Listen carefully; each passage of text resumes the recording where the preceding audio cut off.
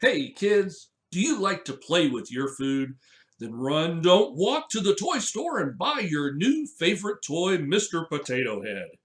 Mr. Potato Head is the vegetable you can dress up. He comes with arms, feet, eyes, nose, mouth, and other parts you can rearrange. Make a happy face, make a funny face. Mr. Potato Head is hours of fun because the combinations never end.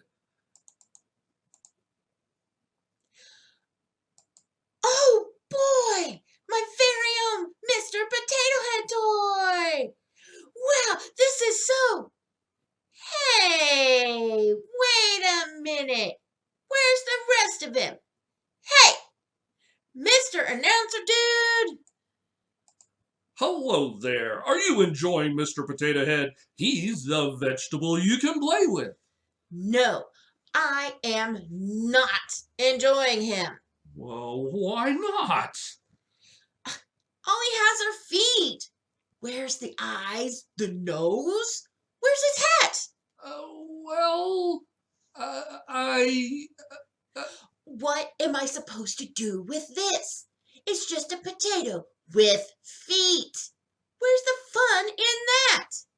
Look, kid, this was the best we could do. We could only find the feet. But a Mr. Potato Head isn't just a potato with feet any more than I'm a body with feet. A body has ears, eyes, nose, and a mouth. It needs arms and a hat. Sometimes a mustache. And feet. Don't forget feet. He needs more than feet. Well, look, why not use the feet as his eyes, huh? Wouldn't that be wacky? Feet can't see. Feet can't hear. It's like the church. Everybody has a part to play in the church. Some people lead worship, some people teach. There are lots of parts to play, and it's better when everyone does their part. Say, that's pretty clever. I never thought of the church that way, but you're right. There are lots of parts to play, and it's better when everyone does their part. Because a potato with feet is just boring. Sorry about the Mr. Potato Head, kid. Yeah, you can have this back.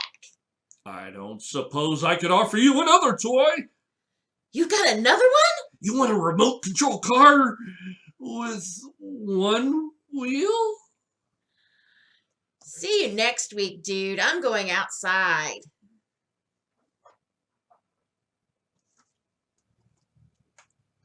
Hey guys, have you ever heard your parents say, don't play with your food? I mean, if a spoon's laying there and you've got some peas, just automatic, you want to fling it and see how far it flies. But it's not a good idea, especially right now when your mom and dad are around all the time. But there is one type of food you can kind of play with every once in a while. They call it Mr. Potato Head. Now, I don't know if you've ever played with one, but with Mr. Potato Head, it's great. You've got these spots you can put an eye in, and you can put a nose on, or a mouth, or ears on the side. You have feet to put on it, arms on. But what really gets fun with Mr. Potato Head is if you decide to put an ear right there, because it'll fit. And you can take an eye on top of his head. You can put an arm sticking out of one ear and a foot sticking out of the other ear. You can have so much fun with Mr. Potato Head making all these weird combinations.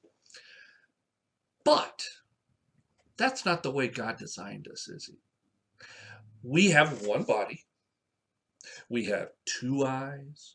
We have two ears on the side of our head so we can hear right.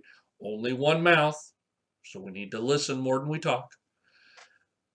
But God made our bodies this way because that's the best way for our body to function.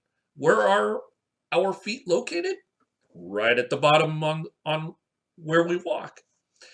Now, it's kind of fun because the church can be kind of similar. Paul actually talked to the Christians and he wrote about this, and let me read this to you.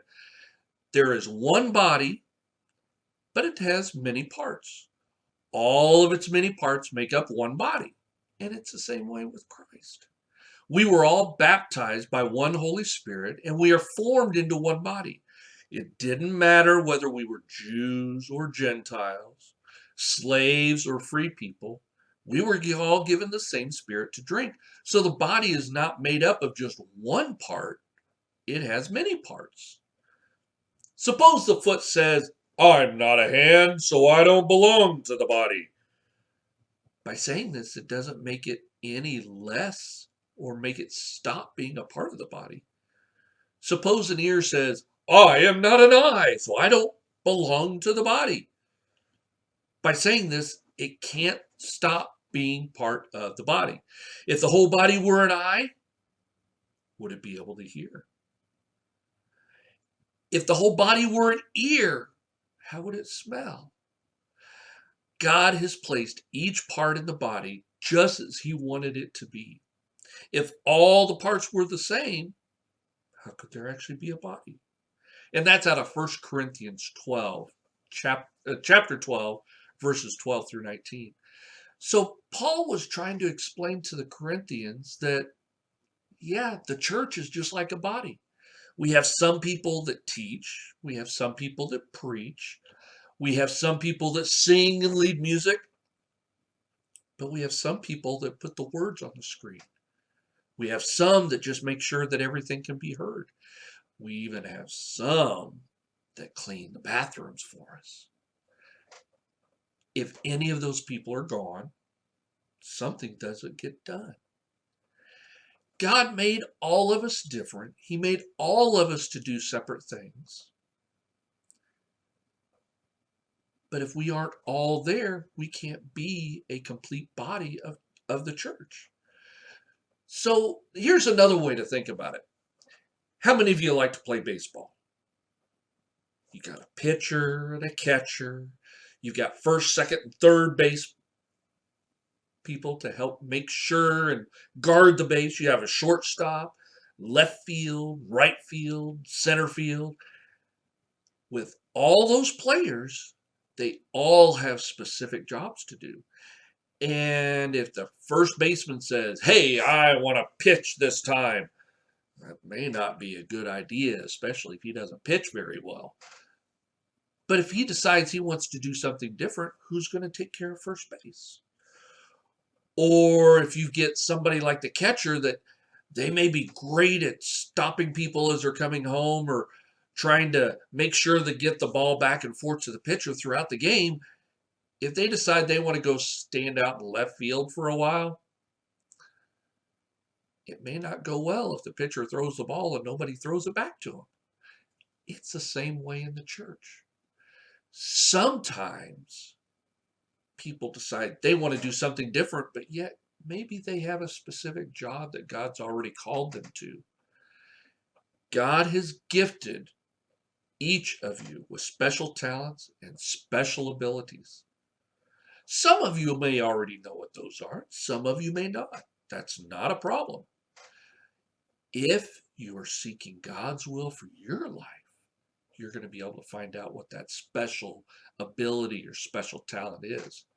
God will show you how he's gifted you. He will help you find you the best place to use those. God needs all of us to do our part. He needs eyes. He needs ears. He needs every part of the body in place so the church can serve him completely.